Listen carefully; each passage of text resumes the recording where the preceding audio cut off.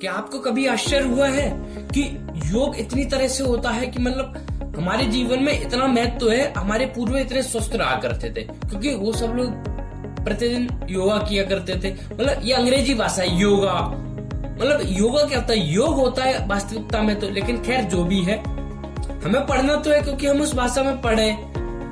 तो हमारा एक फिजिकल एजुकेशन का चैप्टर है स्पोर्ट्स एनवायरनमेंट सोसाइटी, मतलब खेल कूद का हमारे दैनिक जीवन में क्या है इफेक्ट है। तो सबसे पहले जो मैं आपको शॉर्ट नोट्स प्रोवाइड कर दूंगा, ये वो चीज है जिससे आप 8 मिनट में 10 मिनट में एक पूरा चैप्टर रिवाइज कर सकते हो। मतलब आपके क्लास में 12th क्लास में लगभग 10 से 12 चैप्टर्स होंगे। मतलब आप 2 घंटे में पूरा किताब रिवाइज कर ली जो आपने पूरे साल भर में कभी नहीं पढ़ी थी और ना आप पढ़ पाओगे।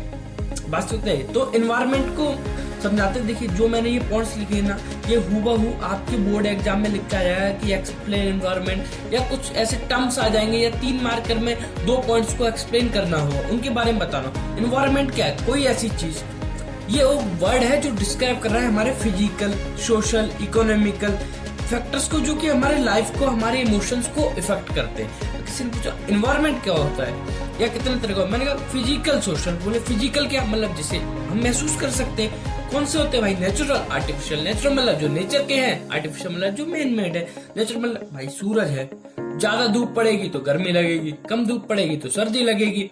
एनवायरनमेंट इकोनॉमिक वाला है कि भाई जैसे हाउसेस है, डोमेस्टिक एनिमल्स है, मशीन है। अगर आपके पास मशीन अच्छी होगी तो आप काम जल्दी कर पाओगे। सोशल, कल्चर, ट्रेडिशन, हमारे रीति रिवाज हमारे जीवन में बहुत महत्व रखते हैं।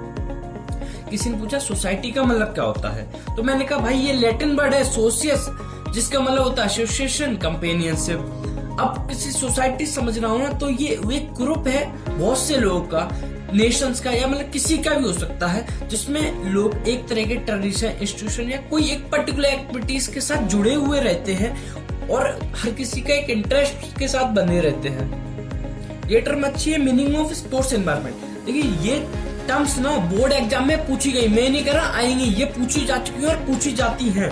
ये वो कंडीशन तथा या परिस्थिति कह लीजिए जिसमें खिलाड़ी अपने खेलकूद की गतिविधियां, मतलब आप भी कोई स्पोर्ट्स में खेलते हैं तो आप भी उसको परफॉर्म करते हैं, और उसमें क्या होता है कि उस कार्य को करने के लिए हमें अपने परिवार वाले, गुरुजनों, मित्रों का पूर्णतः सहयोग मिलता रहता है।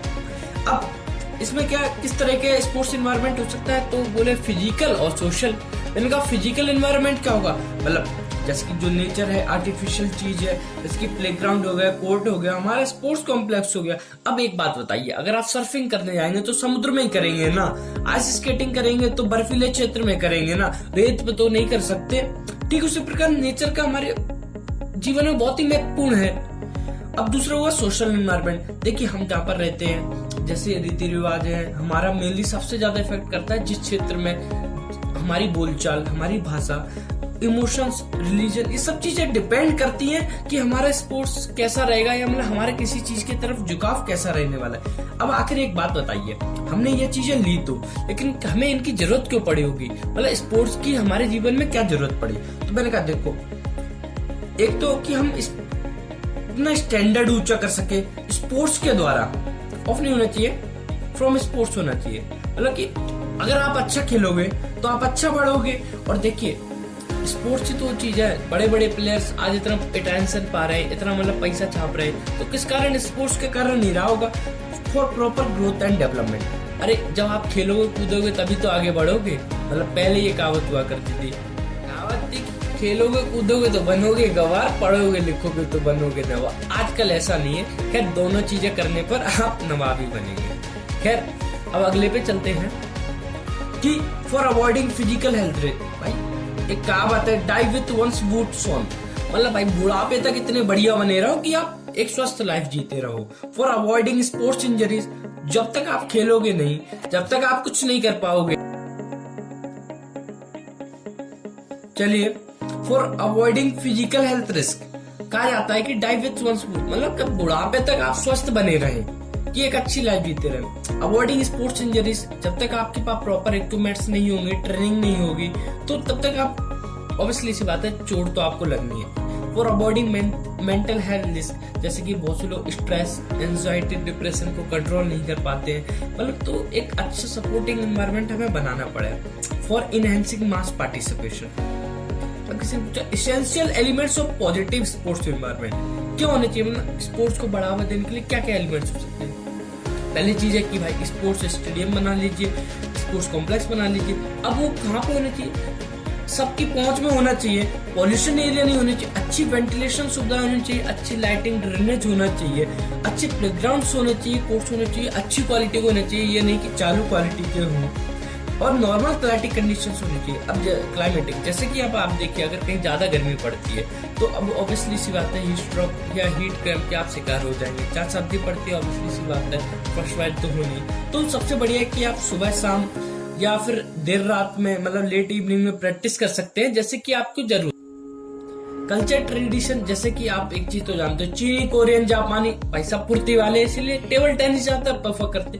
पंजाब हरियाणा वाले हर तरह के गेम खेल लेते, लेकिन वेट लिफ्टिंग में आपने देखा होगा, बॉक्सिंग में या फिर हॉकी में नॉर्थ ईस्ट के लोग फुर्तीले होते हैं, और इस साइड के भी तो फुटबॉल देखा होगा उधर ज्यादा प्रेफर होता है। अब एल्टीट्यूड बिहेवियर जैसे कि हर चीज देखो, एक चीज बहुत याद रखिए, जीतना महत्वपूर्ण है परंतु जीतना ही सब कुछ नहीं है। Attitude and behaviour of parents and players, और ड्रग्स, तंबाकू एंड अल्कोहल फ्री एनवायरनमेंट। और उसके बाद देखिए role of individual in the improvement of sports environment. पहली चीज देखिए स्पोर्ट्स फैसिलिटीज आपके पास अच्छी होनी चाहिए, अच्छे इक्विपमेंट्स होने चाहिए। कहावत है prevention is better than cure, इससे बढ़िया है कि आप प्रिवेंशन पहले कर लीजिए। Fitness of sports person, climatic conditions, skill. देखिए वेल स्किल्ड स्पोर्ट्स पर्सन के पास बहुत कम चांसेस होते हैं कि उसके एक्सीडेंट्स हो। Proper officiating and coaching. देखो मेन चीज क्या होती है ना कि जब आप मैचेस में जाते हो तो आपने देखा होगा कि ऑफिशियल्स पक्षपात कर देते हैं कि अरे वो तो उनके क्लब के बच्चे या फिर उनके स्कूल या जान पहचान के बच्चे, तो आपके साथ मतलब गलत बिस्निंग हो जाती है। Emphasis on the attitude and behaviour of coach and other official, stress on drug free sport, से नो टू ड्रग, तंबाकू एंड इंटॉक्सिकेशन पदार्थ। देखो बचना है उनसे जो परफॉर्मिंग इनहेंसिंग चीजें हैं, जैसे कि बहुत से लोग कहते हैं स्टिमुलेंट ले लो या डोपिंग कर लो। सबसे मेन दिक्कत रहती है डोपिंग वाले और कैफीन वाली चीजें। तो मेनली क्या होता है कि बहुत से मैस्कुलाइन स्पोर्ट्स हैं जैसे कि मतलब बॉक्सिंग ऑक्सिंग हो गया, तो इन चीजों का प्रयोग बहुत ज्यादा है। Role of spectators in creating positive sports environment. देखिए इट इज कंडीशन या फिर circumstance which are favourable and beneficial for the sports person who perform sports और इंडल्ज इन स्पोर्ट्स एक्टिविटी। देखिए कभी भी नेगेटिव कमेंट्स न करें प्लेयर्स को, क्योंकि उनको डिमोटिवेट करता है। कभी भी स्पेक्टर जो देखने जा रहे पता चले वही लड़ाई झगड़ा कर ले रहे, तो इससे अच्छा फर्क नहीं पड़ता। और देखिए हमेशा जो भी अच्छा हो उसकी हमेशा प्रशंसा कीजिए, हमेशा। Role of media in creating positive sports environment. देखो मीडिया क्या करता है, हमेशा वैल्यूएबल कंट्रीब्यूशन है प्रमोशन ऑफ स्पोर्ट्स और गेम्स के लिए। देखो करोड़ों दर्शक टीवी समाचार पत्रों के द्वारा जो जानकारी प्राप्त करते हैं, जिसमें बहुत सारे हमारे भी स्पोर्ट्स नेटवर्क है, जैसे स्टार स्पोर्ट्स आ रहा है, 10 स्पोर्ट्स आ रहा है, न्यूज स्पोर्ट्स भी आता है। सबसे क्या होगा, आपको लाइव देख सकते हो, नहीं तो बाद में ये हाईलाइट्स दिखाती है और डिटेल्स भी प्रोवाइड करते। देखिए किसी भी खिलाड़ी को राजा से रंग या रंग से राजा यही लोग बना देते हैं मीडिया वाले। वुमेन सबसे मेन टॉपिक है, पूछा जाता है कि मतलब women participation at disco and ideology. तो शुरुआत में मेनली पुरुष ही सारे गेम्स खेला करते थे। पिछली शताब्दी में से ही लगभग महिला का स्पोर्ट्स में आना ऐसा शुरू हुआ है। और मैं ओलंपिक के कुछ ट्रेंड्स बता देता हूँ, क्योंकि ओलंपिक देखिए हर देश से प्लेयर्स जाते हैं। तो 1896 ये एथेंस में सबसे पहले शुरू हुआ था ओलंपिक, उस समय किसी ने भी नहीं लिया था। फिर 1900 में शुरू हुआ था, तब 2 गेम्स में लिया गया था। फिर 1904 में जब तीसरा हुआ था, तब 6 महिलाओं ने 3 खेलों में लिया था। हम इसमें महिलाओं की बात कर रहे हैं। 2000 में जब ओलंपिक हुआ तो 4069 महिलाओं ने लिया था कुल 10,500 में से, जो जिनमें से 199 देशों का प्रतिनिधित्व किया था उन्होंने। और मेन जो सबसे बड़ी बात है उसमें लगभग 40% महिलाएं थी। तो ये बहुत बड़ी बात है ना कि एक मेजोरिटी ने महिलाओं ने लिया पार्टिसिपेट किया। अब भारत की बात कर ले तो सबसे पहले 4 एथलीट्स गए थे महिलाओं में 1952 में। कलाम महेश्वरी वो थी जिन्होंने 2000 में सिडनी ओलंपिक में ब्रॉन्ज मेडल जीता, कांस्य पदक बोल दो। साइना नेहवाल और मैरी कॉम ने एक कांस्य पदक जीते थे, मतलब ब्रॉन्ज मेडल, जो 2012 में लंदन ओलंपिक था, लंदन में हुआ था ये वाला।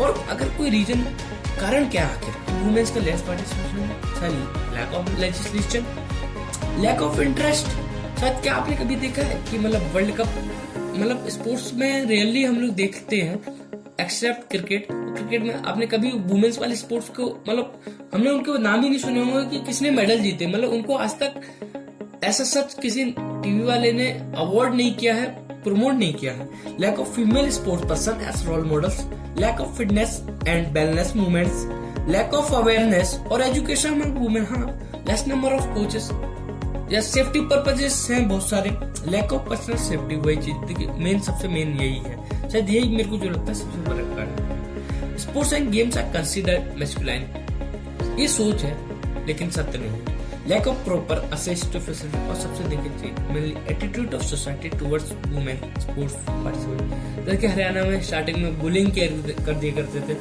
मेरे को हमने पिताजी कहा था मुंह मीटर जाएगा, तो मेरे को मेनली बताती हैं वो कि जब वो खेला करते थे पिताजी कहा करते थे कि आपका मुंह मीटर जाएगा, तो there will be problem in the marriage proposals, लेकिन ऐसा कुछ नहीं है। And last but not least, thanks, हम लोग अगले चैप्टर्स में आपके साथ मिलेंगे। धन्यवाद, जय हिंद।